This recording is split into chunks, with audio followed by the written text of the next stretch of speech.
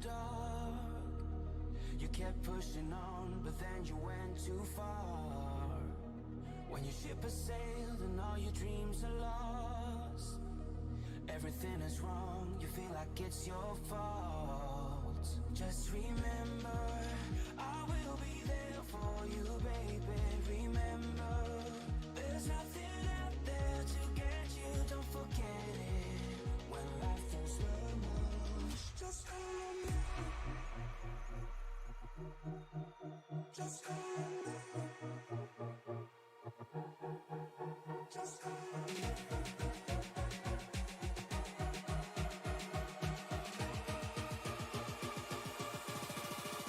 Just hold me.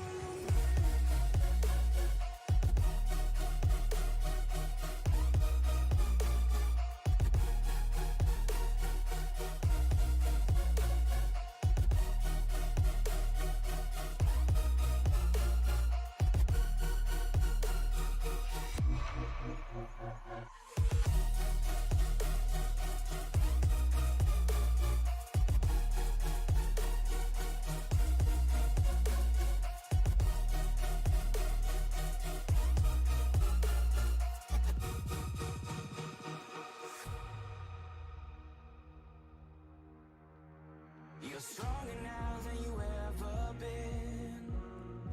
You gotta leave now, it's time to catch the wind.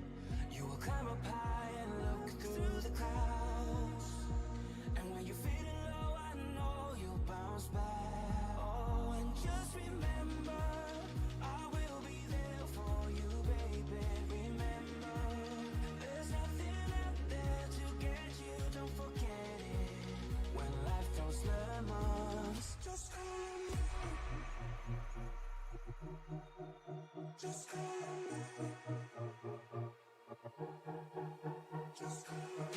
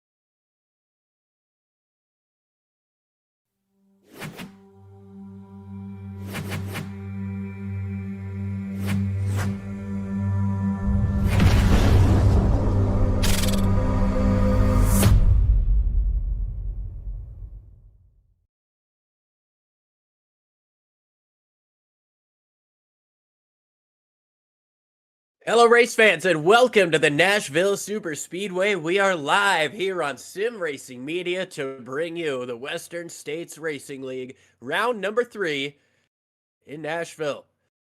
Tell you what, we're going to see some incredible racing. This is the biggest track we've raced on thus far this year. Started at IRP, went to Iowa. Jacob Jensen got it done at both spots. But before we get too far ahead of ourselves, I'm Liam Erbig, joined up in the booth by Mike DeMoney. Mike, how you doing tonight?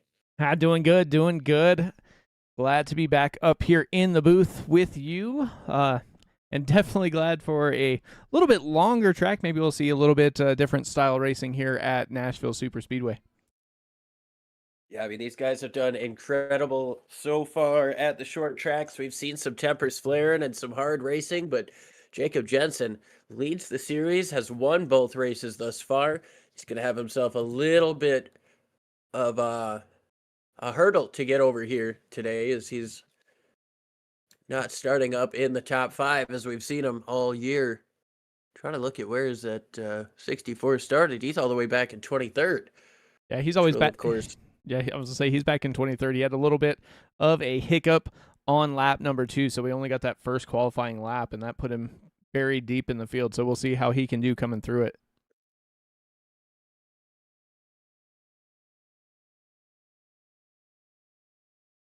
Well, it's gonna be a fun show here. It's looking like Jeff Wills currently has the fastest lap. Wayne Fleet is getting out onto the racetrack, gonna put down a qualifying lap. We'll see what he can get for his first time. Barry Phil puts down a 30.94 at the tail end of qualifying here. A lot of guys have put down their laps already. Looks like we've got 33 registered here today, and 27 have put down a lap. Wayne Fleet gonna roll with that lap. We'll see what Dustin Burns has going on. He's already finished his laps.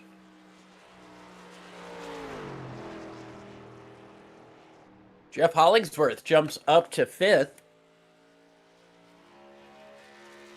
Good run there out of that 97 machine. And there is, some will say, a potential advantage to waiting a couple of minutes and going out as that sun keeps setting, as the temperature keeps coming down. Yeah, that is one thing that we are going to see. It is a concrete track, so the advantage of it at night is that that's going to cool down quite a little bit, so we should see times get a little bit better, if I'm not mistaken. Yeah, I mean, track temps all the way down at 71. These trucks are going to be super grippy here tonight. Can't wait.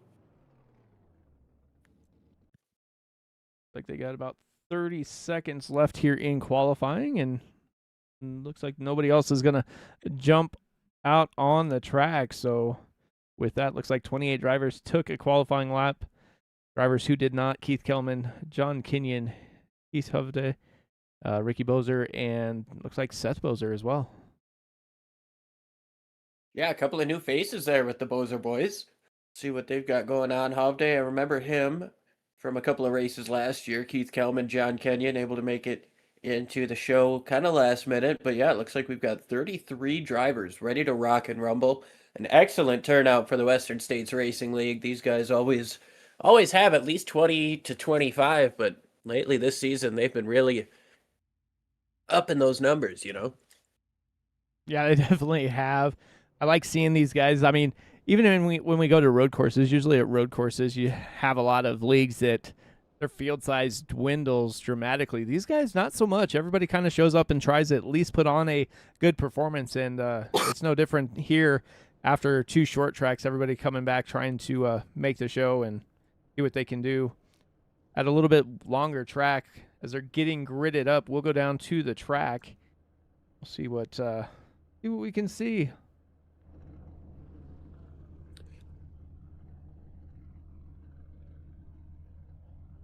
I'm going to try to steal some stats from my guy here real quick before we get this starting lineup, but I believe this is Jeff Wills' first career pole in the Western States Racing League, so congrats to him.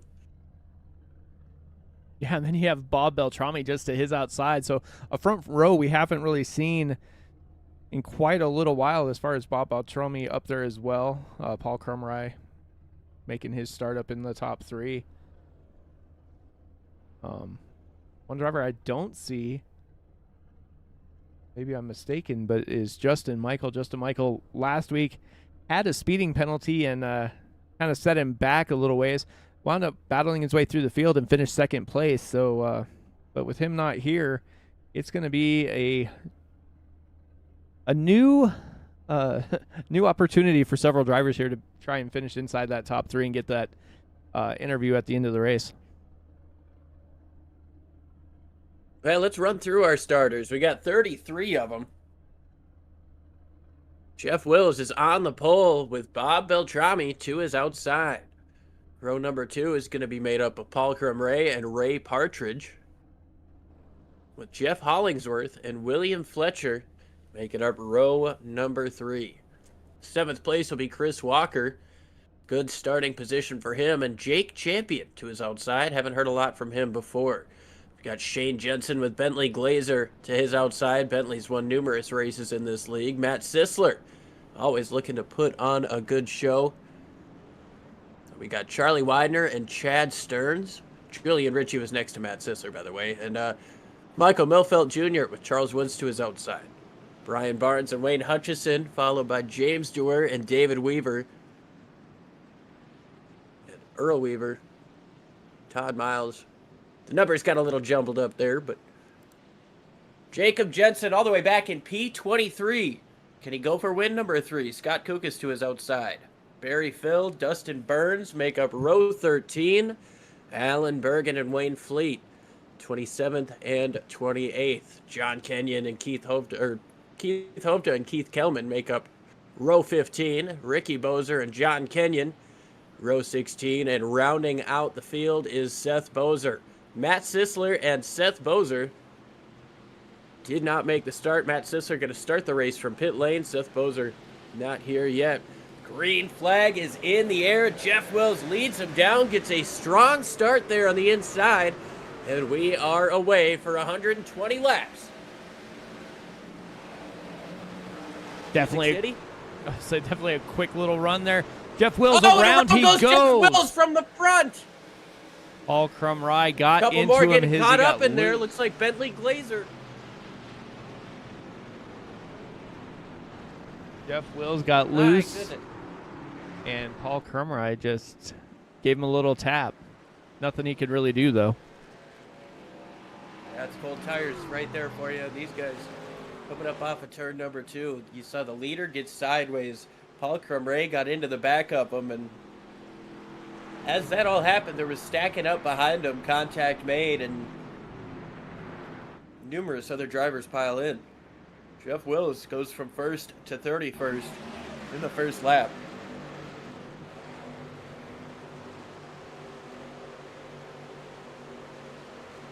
Yeah, he was getting loose, and Paul had nowhere to go.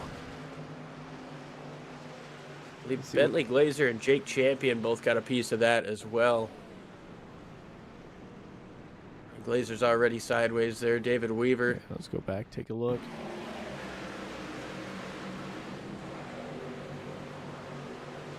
Julian Ricci just behind all this.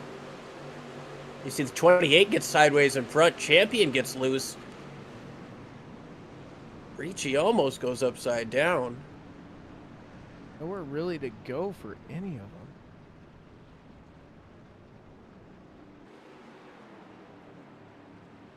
Take a look from Big Ricci's situation here on the first lap, coming up off of turn number 2.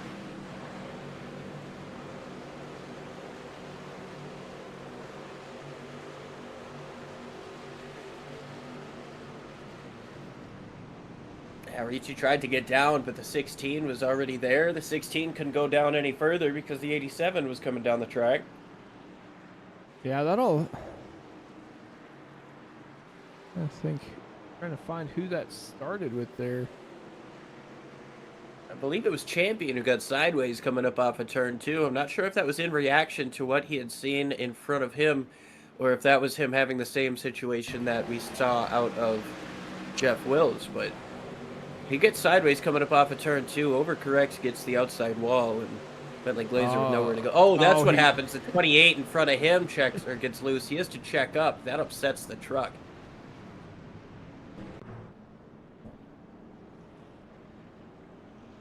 Tough break for a lot of quick trucks here at the start. Bentley Glazer, James Dewar, Jake Champion, and David Weaver all have come to the pits to take damage repair. Looks like Jake Champion and David Weaver are both going to remain in the pits to take extended repairs. Yeah, the big winner out of that looks like Matt Sisler. Sisler started on, I want to say, row 10, but he elected to jump in the pits, and he gets back on the lead lap and winds up 26th and avoids all that calamity that was happening on lap 1. Yeah, that's a really a good situation for him and a bad situation for about the 5 drivers behind him. We're going to restart. We're going to be single file this time as we did not complete a full lap under the green flag. Paul Crumray leads over Jeff Hollingsworth, Chris Walker, Bob Beltrami, and Ray Partridge. Make up your top 5. Shane Jensen, Charlie Widener, William Fletcher, Michael Milfeld Jr., and Brian Barnes make up your already shaken up top 10 as we take the first restart of the race here on lap number 5. Bob Beltrami has to serve a black flag too, so watch for that 14 machine. Green flag in the air. Crumray drives away. Couple of car lengths between all 3 in the top 3. Beltrami not too far behind, but As you mentioned, black flag's going to have to be served. What is that for? I am not sure. I'm just seeing it up on race control.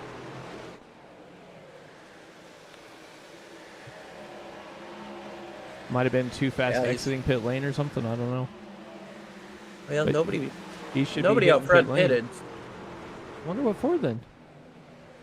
I don't know, but he's coming up. He's coming into the pits. Gaggle back here. Ray with leads. Wilder or Widener just going inside outside all over the track, trying to make up some room. Jacob Jensen trying to work his way through the field. He's up to 12th after that first lap mayhem. Currently working down to the inside. Brian Barnes, who's rocking the 18 this week, sideways gets the 64, getting up into the corner. We'll lose him a little momentum. Chad Stearns is here. We haven't seen him. I don't think we've seen him yet this season. No, we didn't see him last week. I know he wasn't around last week. I don't recall, but he's usually shows up at these tracks. So see what he can do here. Got himself a couple of race wins last season. Trying to keep some strong momentum going. Earl Weaver is going around. What happened back there? But Earl Weaver is slow on the track. Stay green. 7 laps complete at this point. John Kenyon here racing with Matt Sisler. Sisler continuing to work his way up through the field after starting from the pit lane. I believe he restarted that last time in 26th. Working the 18th position right now, about 7 seconds off of the race lead. Second up front. Hermai kind of driving away a little bit, has almost 0.4 of a second, just kind of out here making their way around the track. I think that first lap kind of has everybody a little more patient here as Ray Partridge is closing in on Chris Walker. Yeah, I mean, it's got to get into your head a little bit, not just seeing an early crash, but seeing how big it can be when something happens up at the front like that and everybody's on cold tires. It's almost like a plate race where one little mistake in front can take numerous trucks out. And, we saw that, unfortunately, on the first lap with Champion and David Weaver sustaining a lot of damage. And it looks like Jake Champion's going to load it up on the hauler from here. Yeah, he definitely had some damage there on that 26. I'm not sure how long he was supposed to stay in the pits, but he elected to call it a night.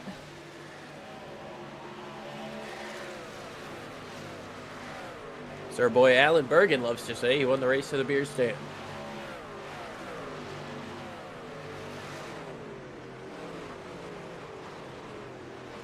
Closest battle on the track right now. Well, Hollingsworth is starting to close in a little bit on the leader. That's getting closer Sisler and there. Kenyon still battling.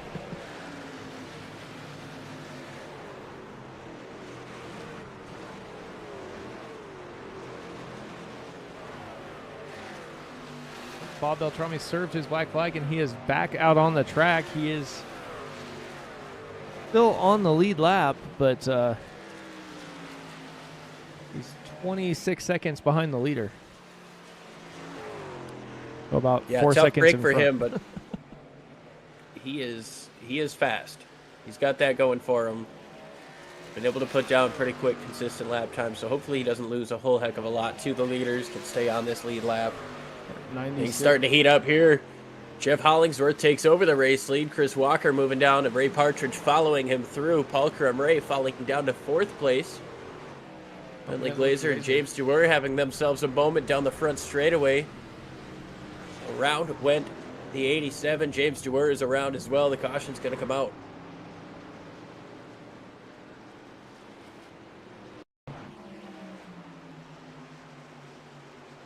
See what happens here coming up off turn number 4. Oh. James Dewar. Oh, man. Take a look Seemed like a couple of guys were trying to get to the inside of Bergen, and there's Jeff Wills down on the inside. Bergen slides wide, comes down the racetrack, and Barry Phil was trying to get down, didn't have the space. Glazer was trying to get down, and Yeah, Glazer saw those three come together and tried to get down, and James Dewar just got bounced off the outside wall and came right down in front of him, nowhere for him to go. So that's a couple times now that Glazer's just kind of been in the wrong place at the wrong time. yeah, he's going to sustain some more damage for that one. We'll see how long of repairs we're going to be looking at. But Jeff Hollingsworth in the race lead over Chris Walker, Ray Partridge. Paul Crumray falls back to 4th, and Shane Jensen up in 5th. Here's the pass for the lead. Okay.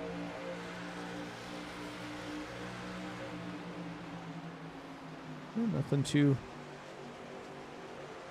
major there. Yeah, it's early on in the show, Paul knows. Not a big reward out of that risk, although he almost got into the back of him getting into the corner there, and that's kind of what allowed Chris Walker to get down to his inside. Yeah, so that little checkup there definitely cost him a bunch of time. About half the field's going to come down pit lane here on lap 15 of the scheduled 120. He's going to put Jensen out front, but not the defending champion, Jacob Jensen. It's going to be his father, Shane. Charlie Widener in 2nd. Chad Stearns, Michael Milfelt Jr., and Wayne Hutchison round out the top 5. Jacob up to 6th. Wayne Fleet, Matt Sisler, John Kenyon, and Julian Ritchie. I got to say, Matt Sisler and John Kenyon, I know pit stops have a lot to do with this. Those are two names that are going to be very excited to be up in the top 10 after both starting this race outside of the top 30. Definitely the biggest movers of the race.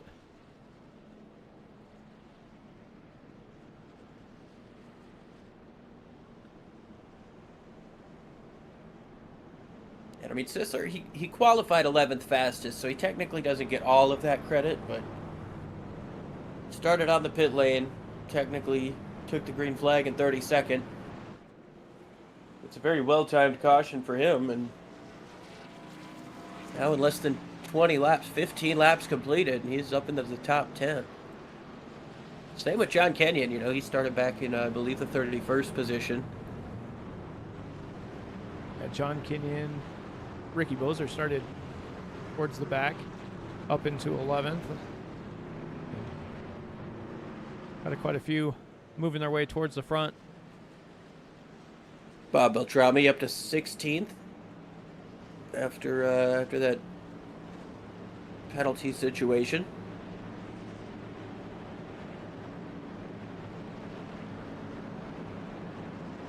Double filed up once again, and well, we had that weird vibe with the first lap caution, a single file restart, and everybody gets strung out, but we are back to business here. Shane Jensen, Charlie Widener. Who's going to get the restart here? Early on, Mike, I think the inside lane is definitely getting a bit more grip, but an advantageous spot. Into the zone. Green flag is out. Shane Jensen gets away. A couple of car lengths by the time they hit the start-finish line.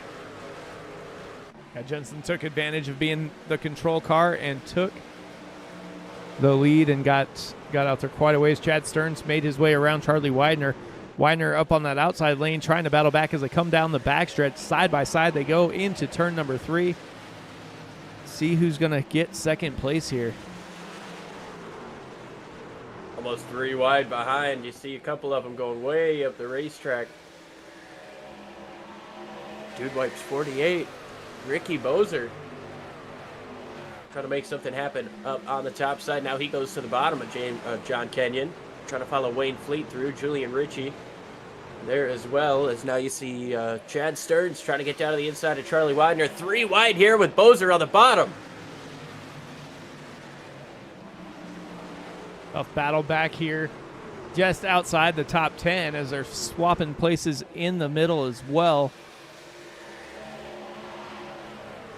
Almost. With everything but swapping paint here.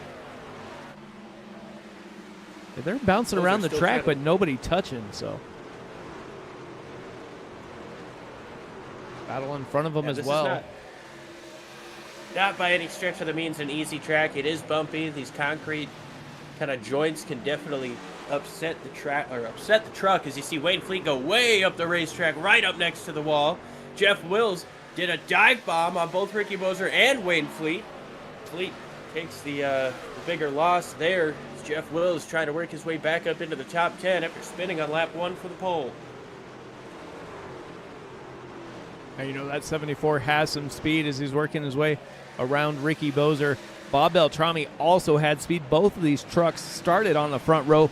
Both had issues and now are just getting inside that top 10 once again. So look for them to continue to move forward here. Ray comes up on the back of Barry Phil there. It's going to give him a chance to get down to the inside, but it looked like Phil was loose coming up off of the corner. Good job keeping that truck where it was. Could have been detrimental. That 24 truck just behind him. Ray Partridge, we saw him up in the top 5 early on in this race. He was racing really well at pit stop. We'll see if it's going to be beneficial for him. He came in on lap number 14. Right now dealing with traffic. He's going to be able to cut down to the inside of Paul Crumray and get his nose down to the inside to the door. Trying to pull himself side by side, getting into turns 1 and 2 and utilize that extra grip he's got from those fresh tires. Yeah, Ray Partridge and Paul Crumray are both the cars that pitted. They are the first ones, so they both pitted on lap 14. So they are feeling pretty good now, just outside that top 10 with everybody else having to pit in front of them. Yeah, I would almost call these guys the ones that are off strategy. It's a 120 lap race. We've got 3 sets of tires in the pits as per usual. 80% fuel. You're looking at 40 to 50 laps on fuel, roughly. I would say. So you're going to need at least 2. Yeah, I was going to say. I'd say want to take that, man. It's going to be rough, especially with how green these races tend to be. I mean, you'll have a few cautions here or there, but the green flag and how you manage that is what's going to decide where you wind up being here. Shane Jensen's still leading the race as they are trying to close in. Charlie Widener, Michael Melfeld Jr. both trying to make their way up towards the front. Melfeld kind of sneaking through our radar here. He got around Chad Stearns, starting to put some pressure on Widener. And now, just as I say that, Stearns moves to the inside of Melfeld, sends it in there. He's going to try to slide up in front of him. Melfeld allows that pass to happen fairly easily. Might try to cross him over down the front straightaway here. No, falls back in line. And Jacob Jensen seeing all this happen from 5th place. As now Widener moves up to the outside of Shane for the lead. Yeah, Widener trying to make that outside lane work. And he got right up on the door of the 8. Tried to almost suck him around. Chad Stearns tried to look for a way to get around that 8 as well. Nothing doing there. And they send it right back in side by side in 3 and 4.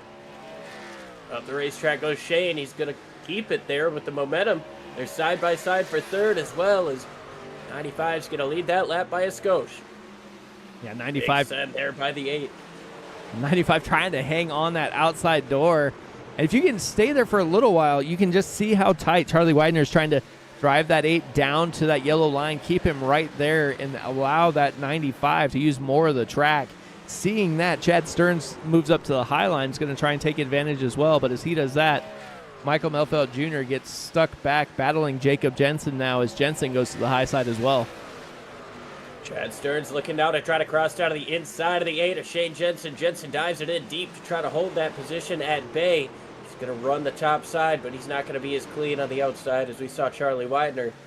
Looks like Stearns is going to have good momentum, but here comes Jensen fighting back on the outside.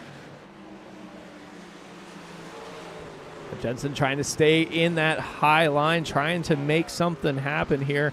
He's going to have a little bit of the wall there. I would say he was looking for a little bit of help there from Jacob there, but tagging the wall did not help him at all.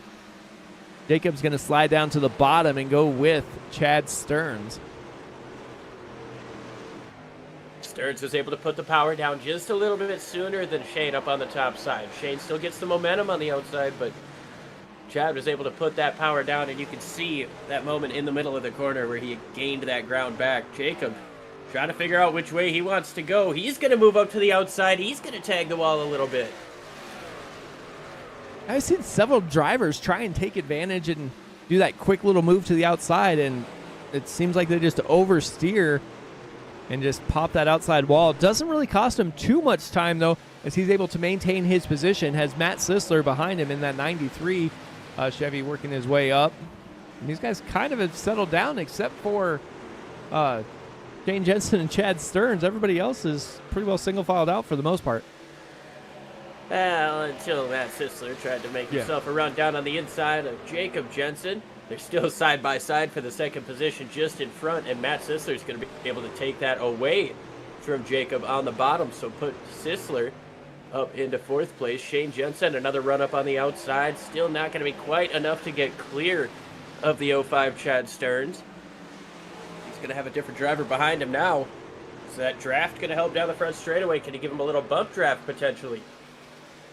Yeah, Sisler looking to give either driver a push to get by. He has found some speed, and he's trying to take advantage of it here and just can't quite get by. It looks like Chad Stearns might lose the battle a little bit there coming through the corner, but down the backstretch, side by side they go once again. Sisler almost took it away from Chad Stearns, and Shane's going to get clear just barely. Really upsets the entry of the 05, slows down the trucks behind him. While all that battling was going on, Charlie was able to get himself up to a second lead, so that's why there's that sense of urgency on the 93 and on the 8 and on the 05 to try to get back into the second place, because they can see the leader getting smaller, and they both know, all three of them know they're quick. Yeah, they know they are quick. They're trying to find a way through, and now you have Michael Melfeld Jr., Jacob Jensen battling, and also, don't look now, but that 74 of Jeff Wills is working his way back up into 8th position on the outside of the 17 of Wayne Hutchinson, trying to get back to where he wants to be, and that is up front.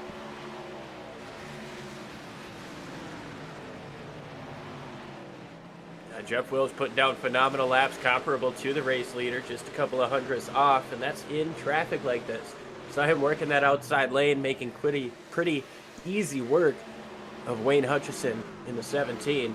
Now he's setting his sights on Milfelt just in front of him, has to check up there as Milfelt comes down the racetrack trying to react to what Jacob Jensen is doing.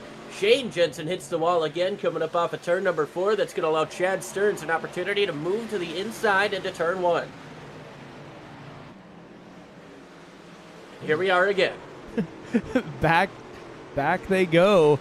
Chad Stearns, though, should be able to get enough of an advantage here, but just can't quite do it. Still door to door.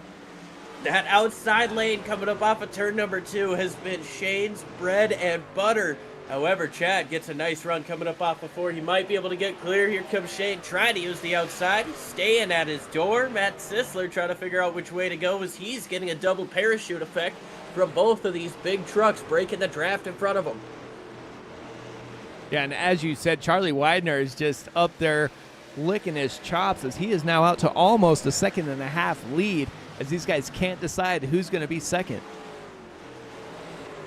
Man, I tell you what, if I'm Charlie Widener up there, I'm looking in my mirror, I'm taking a little sip of water here, I'm relaxing as much as I possibly can while I'm running at 175 miles an hour into a corner.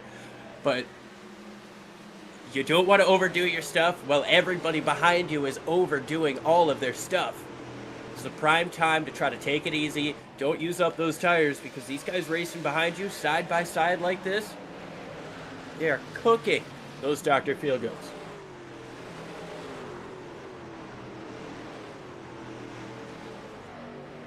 Jeff Wills still can't get by Michael Melfeld Jr. He's been side by side for a couple laps. Lost it there a little bit.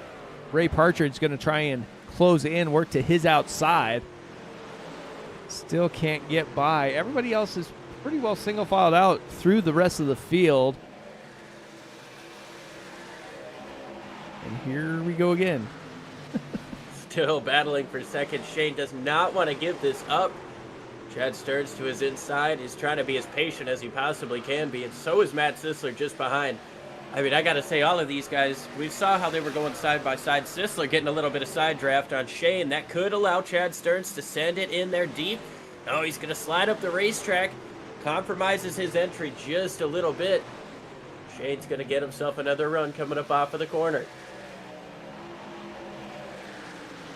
Yeah, it looked like Chad Stearns was going to have a huge run there with Matt Sisler right on his bumper. And then all of a sudden, nothing was doing there. But Stearns gets by. Chad Stearns is able to get around the 8. Matt Sisler going to follow him through. We'll see if Jacob can as well. Shane just got in there a little hot up on the outside, was trying to get what he could. Had to check up off of the corner, cost him a couple of spots there. Jacob gets contact from Millfeld, trying to clear himself. Jeff Wills is in there racing hard as well. That same run that we saw Shane Jensen take advantage of, coming up off of turn number 2, almost got into the back of Jacob. And they're trading paint. Coming up off of turn 4, that's Jeff Wills and Michael Millfeld. Partridge trying to move up to the outside to get around Wills. He's been chasing, following him behind. Hasn't been able to get around him yet. Now might be his prime opportunity. Wills now looks back down to the inside of Millfeld, trying to get a little side draft. Here comes Partridge trying the crossover off of 2. Now Wills moved up to the high side, got behind Millfeld. As soon as he did that, Partridge went down to the bottom side, tried to cross over Wills. Wills saw it coming, slid back down to the bottom, lost a little bit of time, but still is able to maintain his position on the track. And it looks like everybody up front kind of single filed out now, but the gap is over a second and a half from Charlie Widener back to second with all of that side-by-side racing we saw. Seeing Earl Weaver there. He's going to be getting passed here by, sorry, that's David Weaver. Jeff Wills is coming into the pits.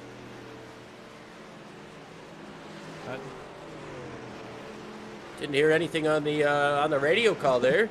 I was going to say, I didn't hear anything as he went in.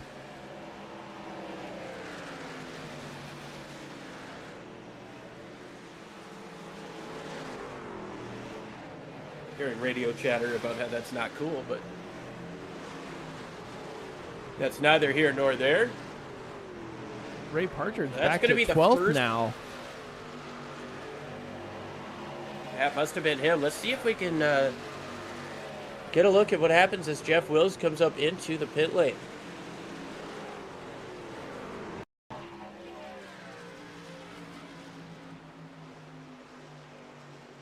think that's the wrong Jeff. Oh well, we'll probably still see it here.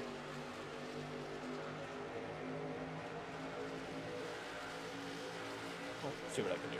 Where's that?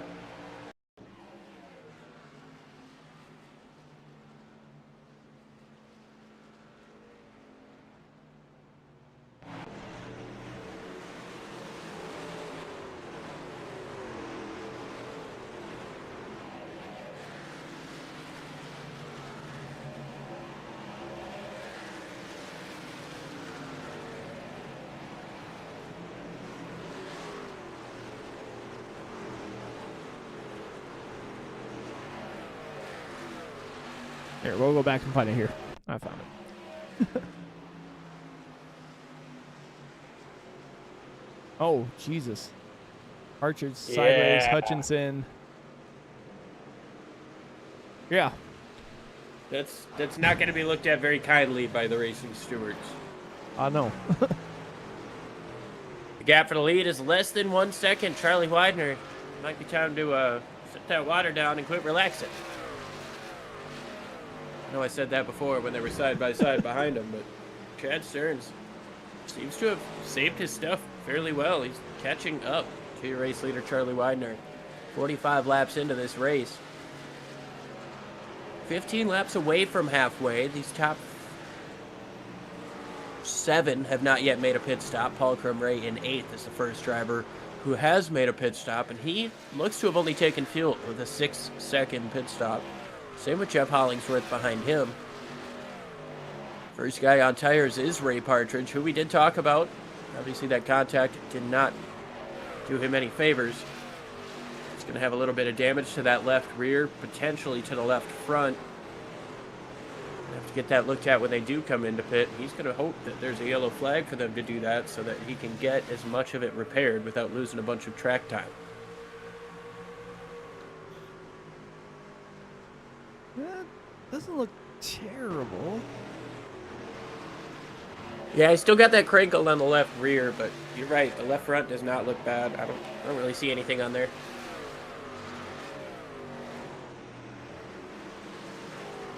Barry Phil coming in pit lane. Battle for the lead heating up once again. Chad Stearns is right to the rear bumper of Charlie Widener coming up off of turn number 4.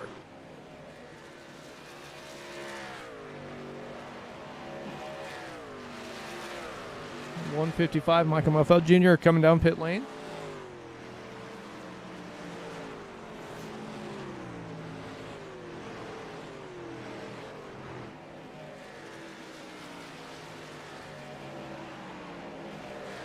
Seems like a very wide range here where the pit stops are happening as Stearns closes in on that rear bumper once again, but he almost looks like he's content to just kind of sit where he is.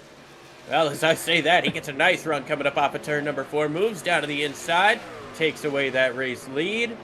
Try to get clear, getting down into turns 1 and 2 here. Widener's going to fight hard on the outside to try to hold it.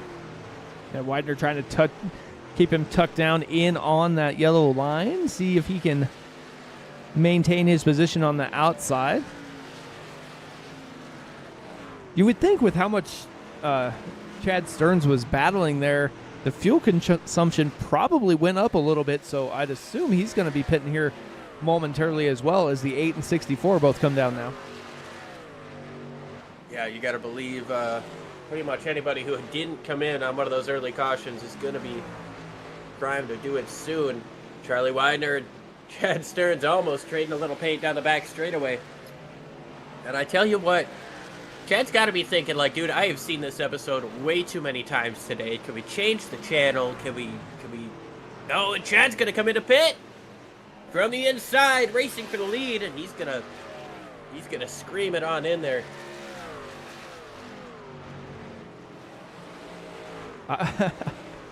Just as we were talking about him coming brilliant. down pit lane, he just slammed on the brakes and made a left turn. That was brilliant. He didn't lose a step until he had to. He didn't get up in anybody's way. I heard some chatter on the radio. I wasn't sure if it was the 05 calling it, but looks like the 95 is going to come in. Follow suit. He's going to get sideways. He's going to miss. Almost misses the pit lane. Matt Sisler's going to get in front of him. Julian Ricci comes into pit as well. It's going to put Jeff Hollingsworth in the race lead. Paul Crumray, Ray Partridge. These drivers all came in at lap 14, followed by Brian Barnes and Chris Walker. Guys all came in at lap 14.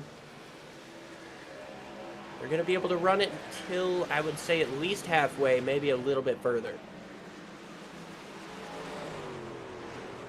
I'll say if they can make it to, what, 70? They could make it to the end on one stop? Yeah, but I think 70 is a huge ask. 14 more laps. It'll be close. Especially without any caution laps.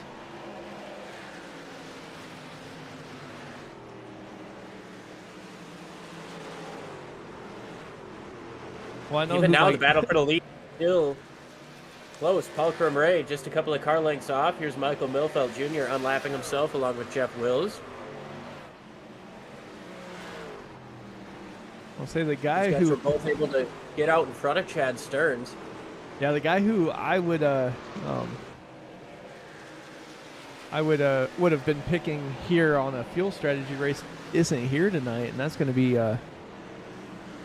been Ryan Steele. He usually manages the fuel better than anybody.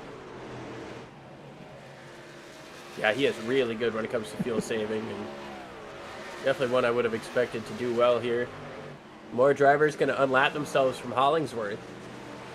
We've got a couple of different things heating up here. We've got Shane and Chad. Charlie Widener just behind them. In front of them, we've got Matt Sisler, Michael Milfeld Jr., Jeff Wills. Came in just a little bit earlier. Jeff Wills came in almost 10 laps. He came in 10 laps earlier than Chad Stearns did, so there's going to be a significant tire difference there. You can already see that gap closing. A lot of things going on, and this isn't even for the race lead yet, as these guys are unlapping themselves.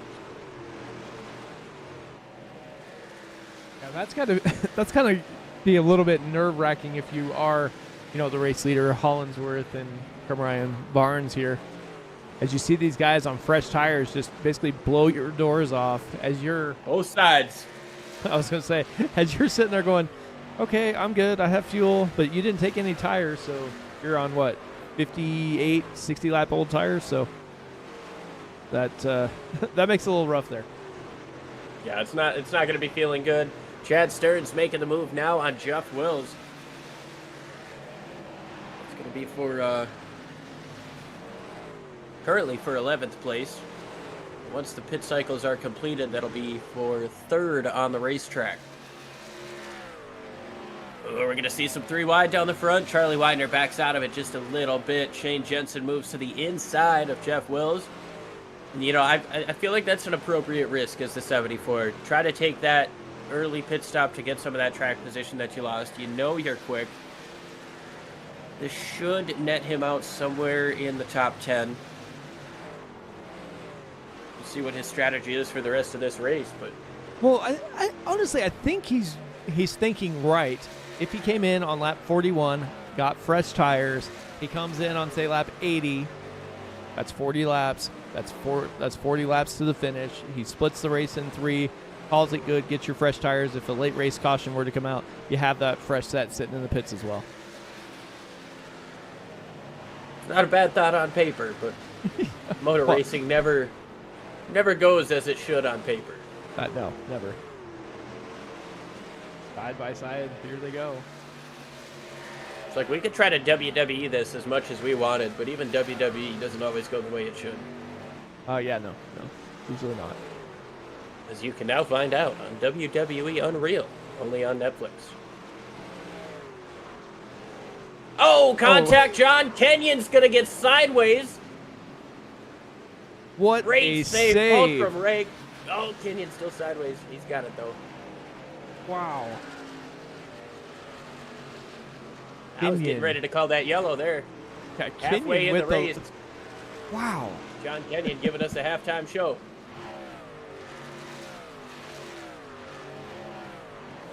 Wow, Ricci just barely touched him. Sent him almost around, was sideways, turned it right, and kept going in the right direction. Charles Woods, William Fletcher coming in pit lane. Yeah, I've seen a couple of Cup guys do that before. Jamie McMurray at Vegas, AJ Allmendinger at Dover. Doesn't get old. Definitely does not. Partridge and Walker going to come into the pits from the top 5. Jeff Hollingsworth, Brian Barnes, Paul Crumray still stay out there. Crumray also got just a little bit of a touch on that one. I think it sent him up the racetrack, but didn't quite get him to sideways as it did the 88.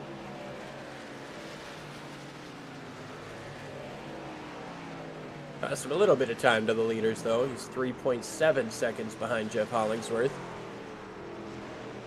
Ray Partridge coming in. So several different strategies. Guys that came in on lap 14 are hitting pit lane now. We have guys from lap 41 to 61 just came in a little bit ago. So all over the map.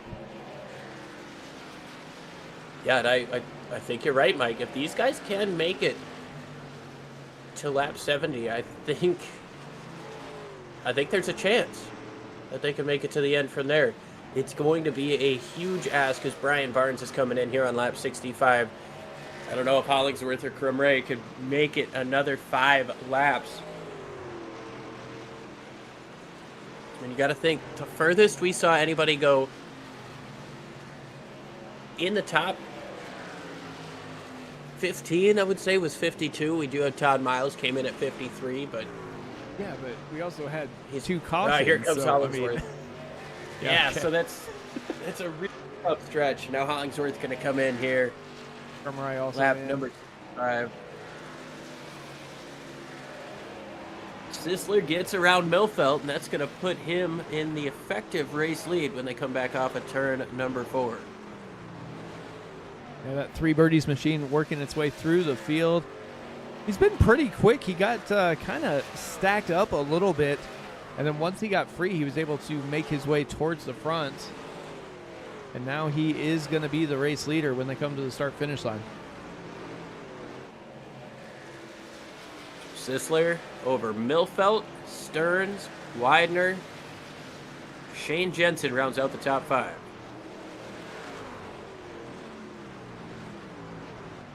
Yeah, and then you got Jacob Jensen, Bob Beltrami, Jeff Wills all there as well. So going to have to see how far Jeff Wills is going to try and take that 74 Chevy, as he pitted the earliest on lap 41. So see what he's going to do here as well. But as these guys have kind of single filed out, we're going to step aside. We'll go side by side for a moment, and then we'll come back and see what's going on here in round number 3 at Nashville Super Speedway. We'll be right back after this.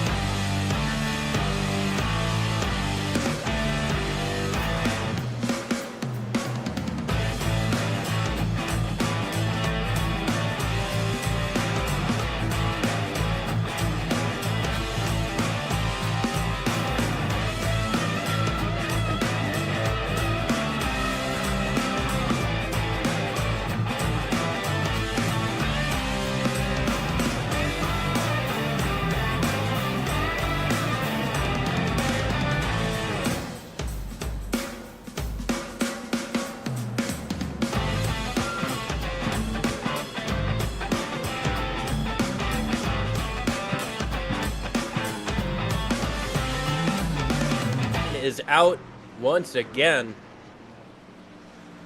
Charlie Widener, William Fletcher, and Michael Milfelt Jr. Caution out here for the 3rd time today. Widener, Fletcher, and Milfelt Jr. with a problem here. Milfelt jumps straight to the pits. He was running in 3rd place. Let's see what... Oh, man, what? Whoa. Okay.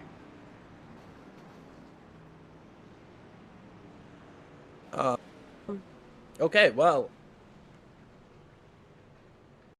we're going to have...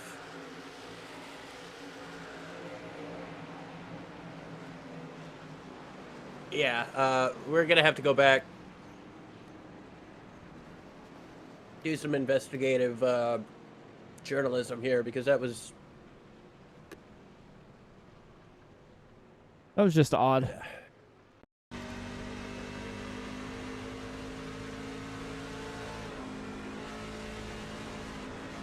Oh.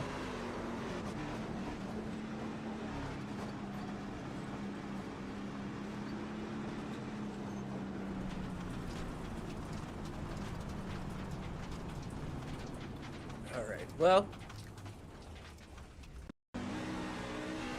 I'm gonna call it like I see it, but I want to make sure I can see it right first. I'm separate to what Mike's got going on here, so.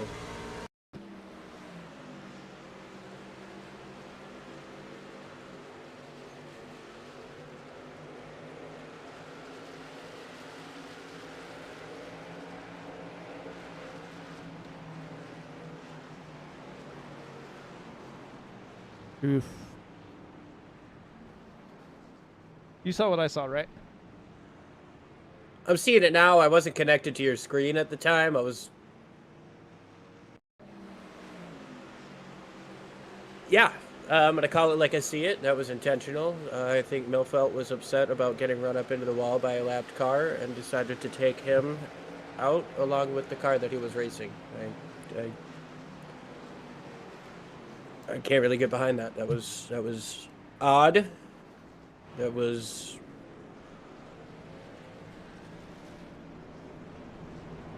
what I saw. That's exactly what it looked like. Don't like calling it like that, but you know, that's why we're here. Yeah, and that's really unfortunate out of Milfelt too, because he was running so well. He was up. He just lost second place to Chad Stearns. He was sitting in P3. He had a good gap on Widener before that contact happened. I get being upset about being put into the wall, but when you're running P3 like that, you got a lot bigger fish to fry. And I mean, he made his entry into turn 3. Matt Sisler leads the race over Chad Stearns. Jacob Jensen, Bob Beltrami back up into the top 5, and Julian Ritchie in 5th place. The pace trucks are going to make that hard left turn. We're going to get a restart here. Third caution complete on lap 75. 76, we go green with 45 laps remaining. Sisler gets away strong. Jensen trying to stay to the inside for second. Chad Stearns just a little too good here on this restart. Well, maybe not. Jensen sends it in.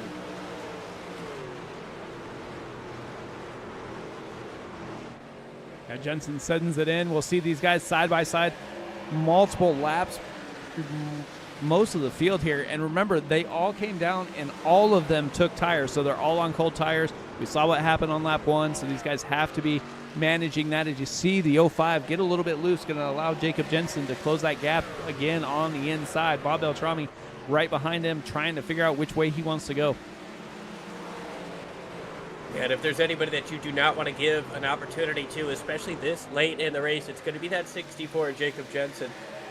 Chad has been, in my opinion, the guy to beat all night, and if Jacob Jensen gets in front of him, just based off of past experience, he doesn't really lose the lead once he takes it.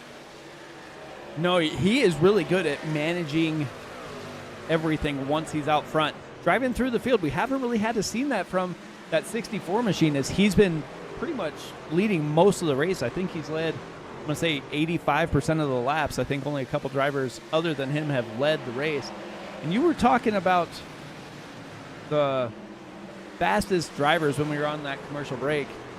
Here's the fastest for 5 laps. William Fletcher, James Dewar, Wayne Fleet, Charles Woods, Barry Phil. Not the drivers you usually see, but the last... That's going to be a little bit skewed there because that's the last 5 laps. That, exactly. It includes a couple of them caution laps. But yes, right now, Jeff Hollingsworth, Julian Ritchie, John Kenyon, Bob Beltrami, they're faster than your race leaders right now.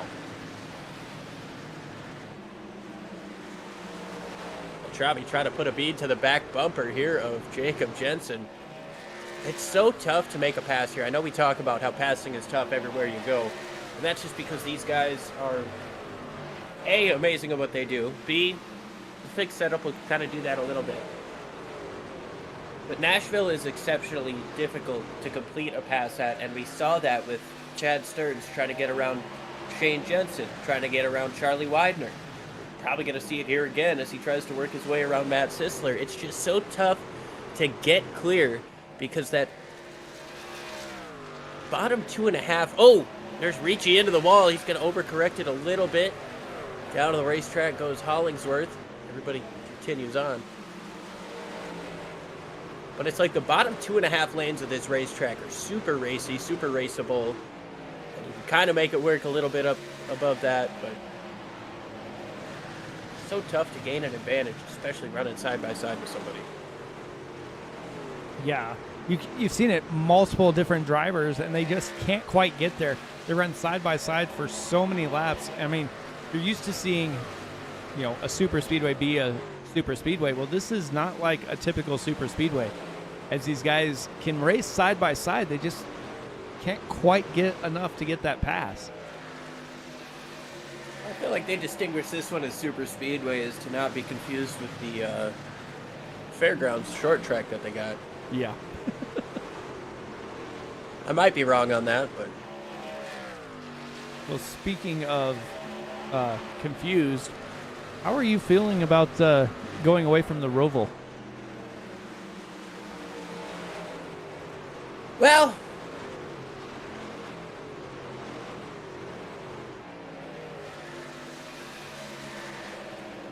I'm not going to say I'll miss it too much. It was fun while it lasted. It was a fun little experiment. Yeah, lots of But stuff. how many amazing Coca-Cola 600s have we seen? Yeah, the racing It's we time have to get them seen, back on the man. road. We just need to keep it going, right? I agree. Maybe even if you just switch it back and forth. If you want to get a Roval in there every once in a while, you already put a lot of money into repaving it and doing all that. If you want to make use of that, maybe we can do it every other year.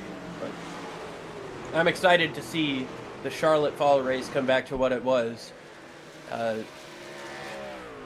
Now that the chase is back, it's cool.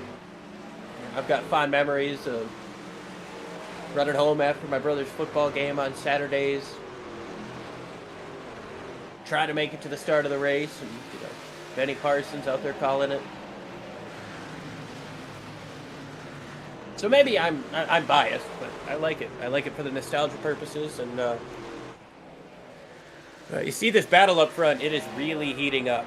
Sisler's got himself a couple of car lengths. The battle for second, that's on fire right now. Bob Beltrami trying to figure out a way around Jacob Jensen. Jensen is on the attack just as much as he is on the defense, trying to get around Chad Stearns, but keep Bob Beltrami from doing the same thing.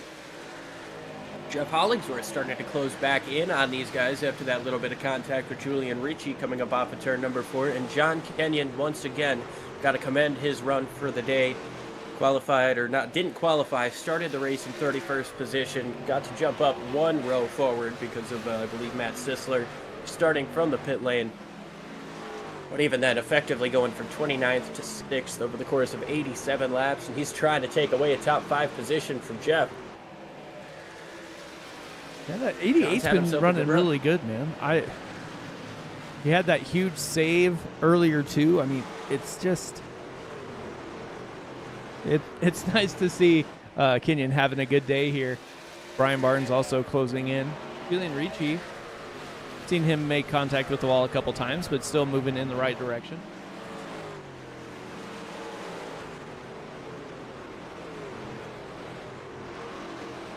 I think almost everybody's hit a little bit of something today. Whether it was their fault or not, somebody's tagged the wall, somebody's gotten into them, little trading paint. You can see a lack of paint there on the left side of that McCody setup truck number 1.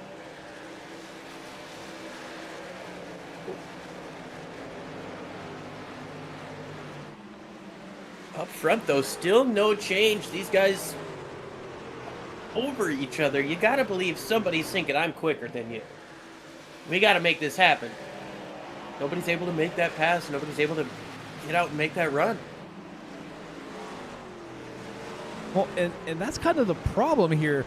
As you're looking at the fastest 5 right now, Hollingsworth and Beltrami are sitting back there 4th and 5th, running faster than the guys in front of them, but they can't quite get enough speed to make that pass.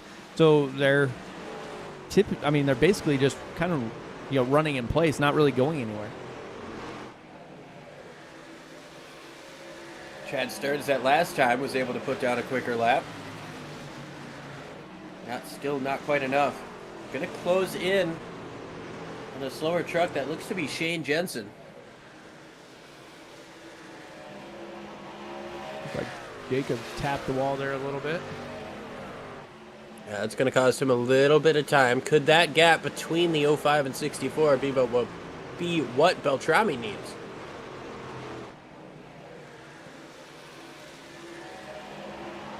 Stearns is trying everything, working the outside, working the inside, just can't quite get by.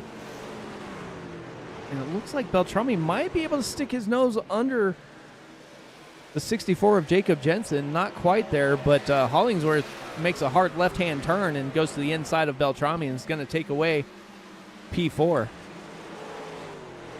For now, how hard does Beltrami fight back up on the outside? He's going to get the run coming up off of 2. He's got the draft from Jensen in front of him. He's going to be clear getting into turn number 3. Hollingsworth, his efforts were thwarted there. Now Shane Jensen coming up in front of these leaders. What's going to happen as they get into his dirty air?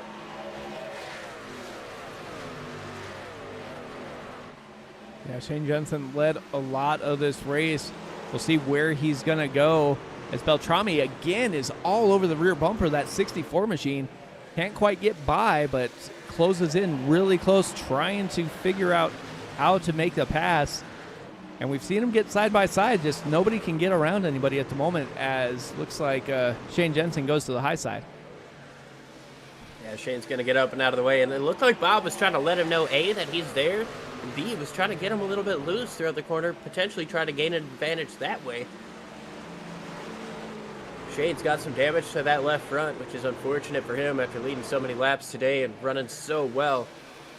Jeff Hollingsworth to his inside, going to try to get around him as quick as possible, but lose half a car length to Bob Beltrami in that process. Beltrami half a lane up from where Jacob Jensen is, trying to cut down and get that later apex. I know we hate to talk about dirty air, Mike, at a track like this, but it just comes into effect a little bit more coming up off of these corners than it does in other places. Yeah, it just seems to take way more effect. And these drivers are trying to combat that with, getting the draft to get right on the rear bumper and then pulling out and trying to maintain enough speed to get by. It just hasn't been able to happen. We've seen these guys drive lap after lap and nobody's really going anywhere. And the guys in 4th and 5th still seem to be the fastest drivers out on track. Got just nowhere to go, and his top 4, they're absolutely under a blanket. Here comes Beltrami. He's got to run down to the inside. He looks for just a moment. He was able to hook that bottom better than Jacob, but Jacob gets the momentum coming up off of the corner. Chad Stearns all over the rear bumper of Matt Sisler for the race lead. Slides up the racetrack just a little bit, loses some time, and now Jacob Jensen closes back in on that back bumper. Bob Beltrami loses a couple of car lengths. Chad Stearns trying everything. He's looking everywhere. He's going to try the inside. Nothing doing there. He's going to slide up the racetrack, and here comes Jacob Jensen back in. Bob Beltrami way up the racetrack, has to cut it off the gas considerably out of turn number 2. Yeah, trying to make that pass, trying to maintain speed, and then just overdrove it just a little bit, had to back out. He's going to lose a little bit of ground, but he's able to get that 14 back under him here and close back in. But as that's going on, we have a little bit of a battle towards the back here too, as these guys are going inside outside. John Kenyon, Paul Krummerai, and then you also have Charles Woods back there as well. It doesn't seem to matter where you're at on the track. These close battles, just nobody can seem to get enough speed to get by, as Woods is going to go to the inside, try and get by John Kenyon. Got the chance to get down to the inside. Kenyon slides up the racetrack a little bit. He's going to have the momentum. But, Mike, I want you to do me a solid. Let's ride on board with Jacob Jensen right now, because I feel like that dude is... I've got a theory. Every time he gets down into the corner, I feel like he's got a lot of brake bias into that thing, and especially if he gets a run to the inside of the 05, he really tries to set it in there and use that brake to keep it pointed down. Not so much that time. He wasn't able to be as close as he was when I kind of noticed it before, but a little bit upset over that transition, but you got to follow those guys up in front of you. Yeah, I think that's Their one lap of truck just in front of these two. I would say that's one of the first times I've seen all of the drivers turns bouncing off the wall, go through that tri-oval there and cut that apron. Sisler's entry was compromised. Stearns tries to take care of that, take advantage of that. Nothing quite doing there. Stearns all over the back bumper of Matt Sisler. And as we talk about this, Bob Beltrami is starting to fall away. He is half a second behind this battle in the top three.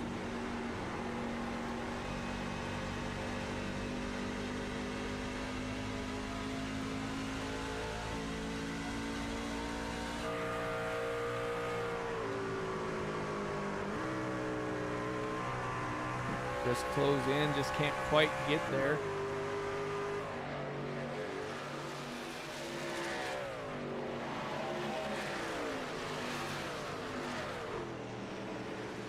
"20 laps to go, now 19 as we cross the start-finish line, and this battle for the lead has been more of a chess match, you know? You're waiting for somebody to make a mistake, you're waiting for somebody to give you an opening. Matt Sisler playing some perfect defense right now as they continue on in these final 19 to 18 laps. Is the traffic going to play a factor?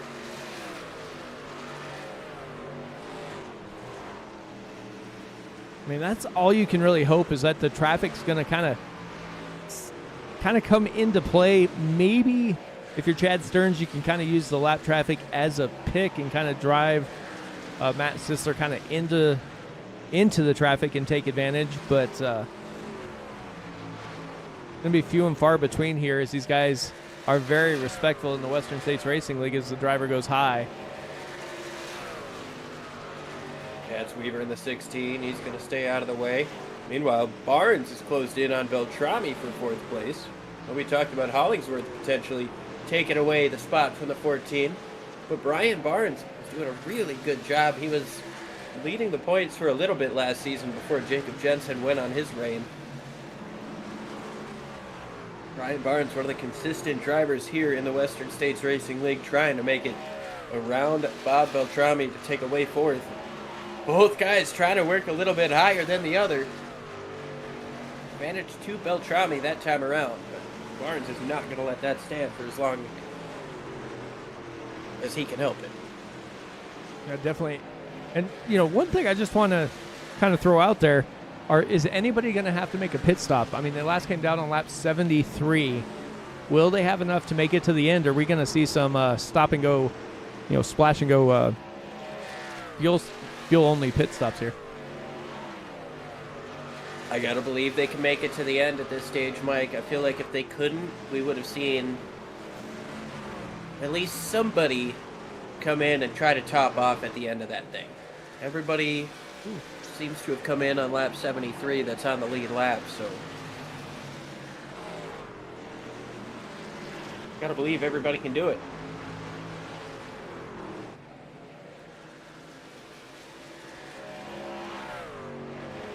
Tried to play the fuel strategy game in that Charlotte race, the Charity Cup Series.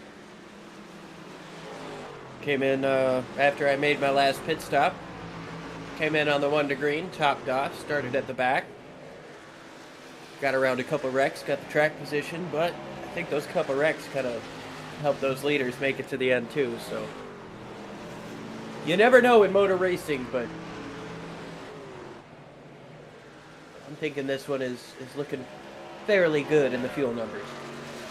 Well, I was just thinking, because, you know, we said the farthest we saw anybody go was 52, but that was with quite a few caution laps.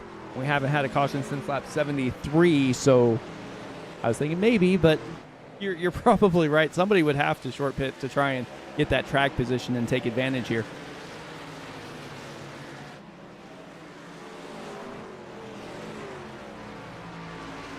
not a lot of time left. Going to be 12 to go at the start-finish line here.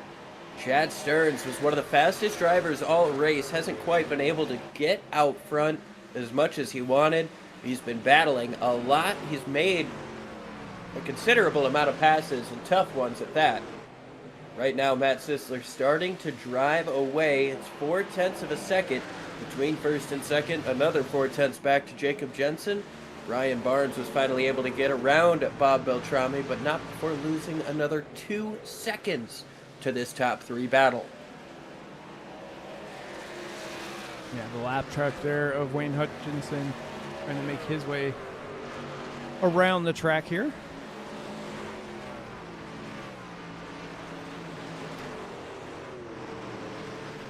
Ray and Richie battling side by side.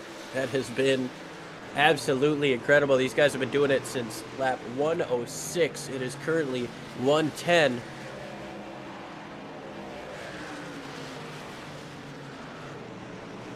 Neither one of them wants to give an inch. Charles Woods wants both of them to figure it out so he can figure his situation out. That's 10 right. laps to go. You don't have time to be patient. Not trying to figure out where he needs to go, but these guys still side by side. Woods trying to figure out if he wants to kind of hang back here.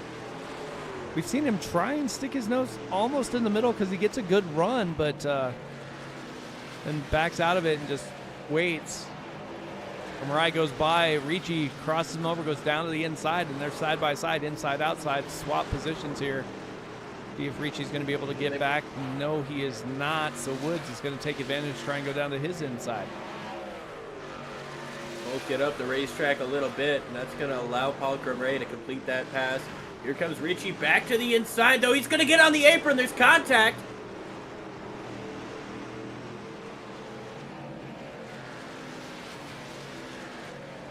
Ricci had a big run getting into turn 1. I don't want to say it was a desperation move, but he gave it everything he got. Goes on the apron once again as he tries to keep Charles Woods behind him. Woods up on the outside, going to get a little bit of momentum. But Ricci really hold it tight on the bottom side. Here's the 48 just behind of Ricky Bozer, looking for a top 10 in what I believe is his series debut. Got Ricci trying to battle, stay inside that top 10. Woods trying to go to his outside. Ricci just made a couple little mistakes, just tapped that apron, sent him up the track. But Paul Cromray able to hang on, and he was able to stay off of Charles Woods.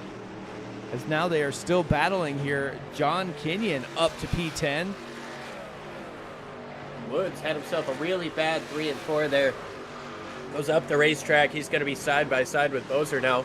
He's at risk of losing his top 10 position. John Kenyon was able to take advantage of all that, work his way back up into the top 10.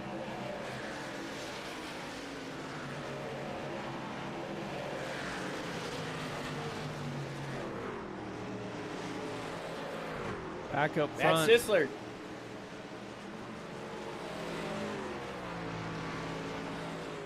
Yeah, he continues to lead. We've got 6 laps to go. 0.4 of a second. Chad Stearns is not letting him get away, but he has not been able to close that gap back down. Last time around, it was 0.02 of a second difference. We'll see what it is as they come across the start-finish line this time.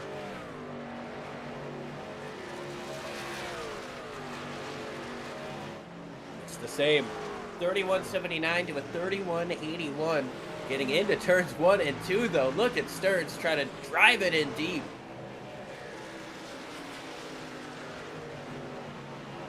Yeah, Stearns trying to do everything he can in that 05 to close that gap. He gets close, but he just doesn't quite have the exit that Matt Sisler does. As we come to the start-finish line here, going to be 4 to go this time by.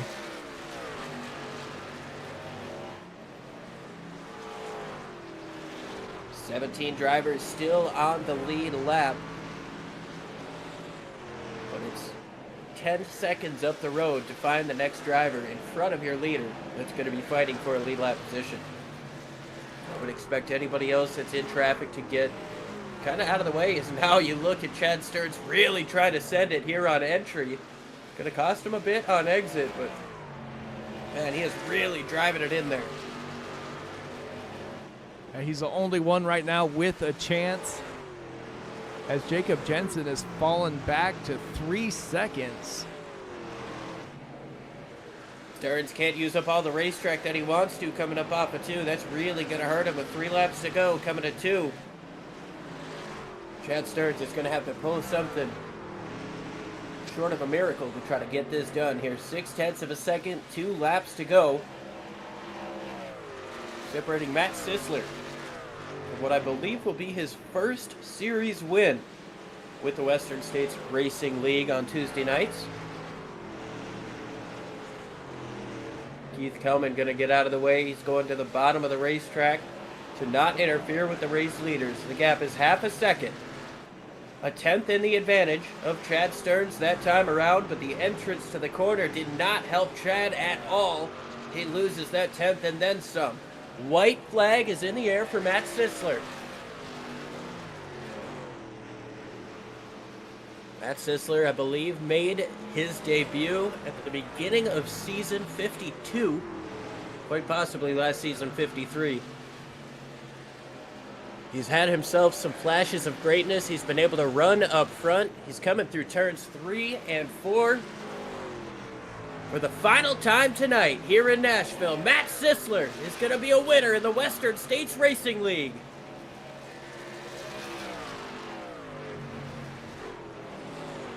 Chad Stearns comes home in second place. Jacob Jensen still on the podium, up 20 from where he started. Brian Barnes in 4th, and Bob Beltrami rounding out the top 5. Jeff Hollingsworth and Jeff Wills, Paul Crumray, Julian Ritchie, and Charles Woods in your top 10. Keith Hovda, John Kenyon, Ricky Bozer. Good debut for him. Ray Partridge, Chris Walker in the top 15.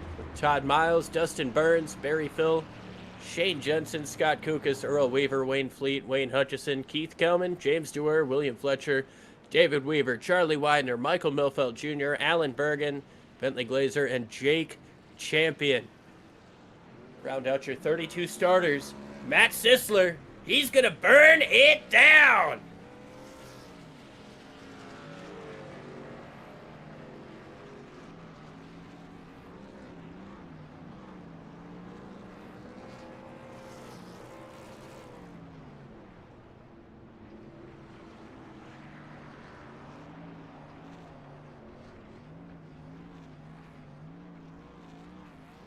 Fantastic drive there for Matt Sisler. Seems pretty popular in the chat here, which is fun to hear.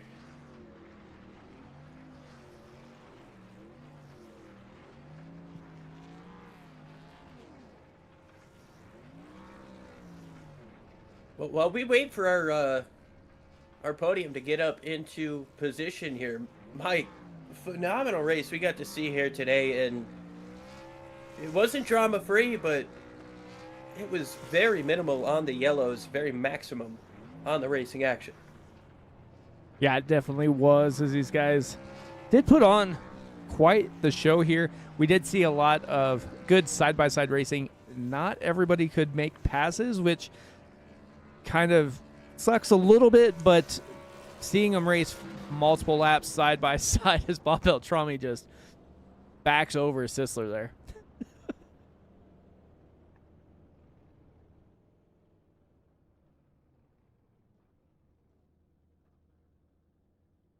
Absolutely incredible stuff here out of the WSRL. We're still just waiting for our boys to get up into the waiting room.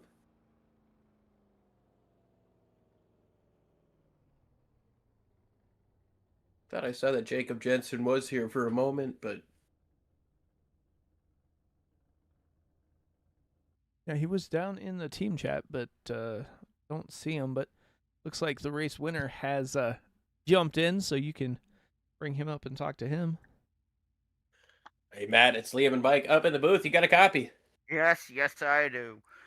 Hey, man, it finally happened. Things went your way. There was no bad luck. There was no problems whatsoever, Matt. It came your way. How does it feel to finally get it done here in the WSRL? After twice losing to Charlie last season to close last season, to come out here tonight at Nashville, which is not one of my stronger tracks. Everything just played out right for our 3 birdie Chevy Silverado tonight. We just got the track position. I I even messed up and like was getting water and I didn't realize the time had ran out, so we missed the start, and I think that probably kept us out of the chaos that broke out on the opening lap. So give Chad all the credit. He made me earn that. That was by no means easy. If it looked easy in the booth, I can tell you right now, it was definitely not easy. You brought up two things that I want to ask you about. The first one being you started from the pit lane. I thought that might have been a decision, but either way, it worked out in your favor. You avoided that calamity on the first lap, and you just kept working your way through on a track that seemed really tough to make passes on. What what did it take to continue to make these quality passes up through the field?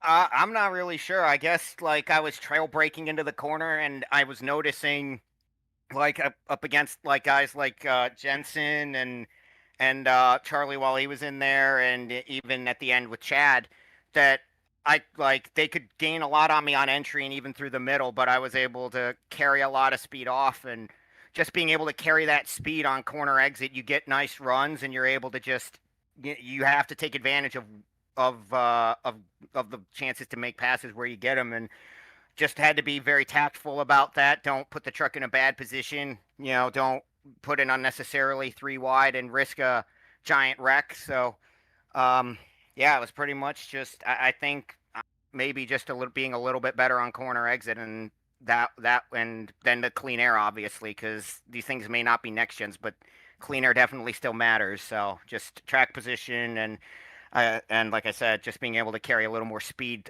middle off out of 2 and 4. Yeah, I mean that fuel strategy also worked out very well in your favor. You were able to take the lead through the green flag pit stops. It almost seemed like you never had to look back, even when Chad Stearns was putting everything he had into your rearview mirror. You also had Jensen back there. What does it take to keep your cool when you've got three guys within a second of you? I mean, don't count out Bob either. Bob was right there for a long part of the run. Shout out to him because I think he had a pit penalty after that first yellow. For him to come all the way back is really good for him. But yeah, just keep focus. You just have to drive out the windshield. Don't look at the mirrors. Just do what you've been doing. I knew, like I said, that like compared to Chad, compared to Jacob, and compared to Bob, that like I again it was just being able to carry the speed on corner exit. So just if I could keep my truck out in front, I could get the better runs on the exit, and we just did that. And I'll tell you one more thing. 10 laps to go. It just started to be counting down, not saying a word out loud to myself, and just tend to go like counting down at the line every time. Just so that it's like don't think about anything else other than just driving at that point. When you got a guy like Chad Stearns in your mirrors, you just have to drive and trust your equipment that you're going to be able to stay out front. Well, you did a phenomenal job driving and trusting your equipment. You went from worst to first today and led 54 laps along the way. Who do you want to thank for such a strong run to get you to victory lane? I mean, everybody who's taught me anything about driving these trucks.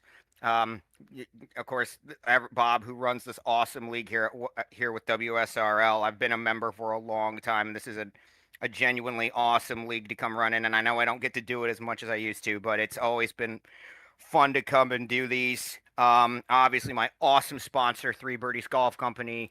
Um, they've been sponsoring me for about a year and about a year and 3 months now, and they've never wavered. They've been awesome.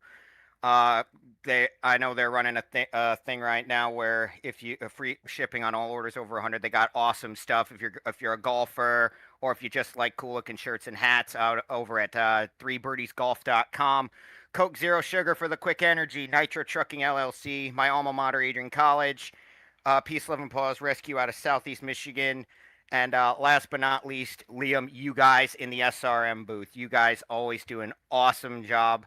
I love going back and watching them, and this is this is definitely gonna be one I'm gonna like, and I mean, y'all should like anyways with the awesome job that these guys do day in and day out here at SRM. So go give them a like, give them a subscribe. Some stuff, Matt. Congratulations on the win. We'll let you keep celebrating. Awesome stuff. We'll talk to you again soon. All right, sounds good, man. You guys take care. Man, that is a guy who he is so excited. And I'll be honest, I kind of forgot about those couple of races last year. There was one at Charlotte where he got passed late by Charlie Widener. I think Talladega was the other one where he got passed coming up through the tri-oval. He's been so close to get it done. This man is ecstatic, and I'm here for it. Yeah, definitely. I mean, you look at his stats, he's had 42 starts, and he's finished inside the top 10 in half of them.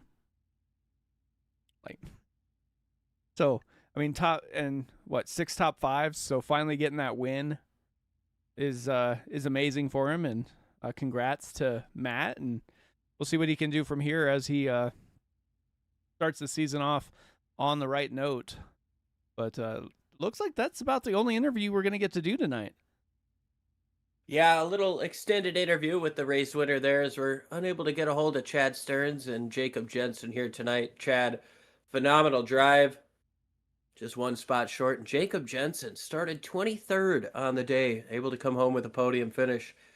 Super strong run for him. We'll talk to him again based on how his season's gone.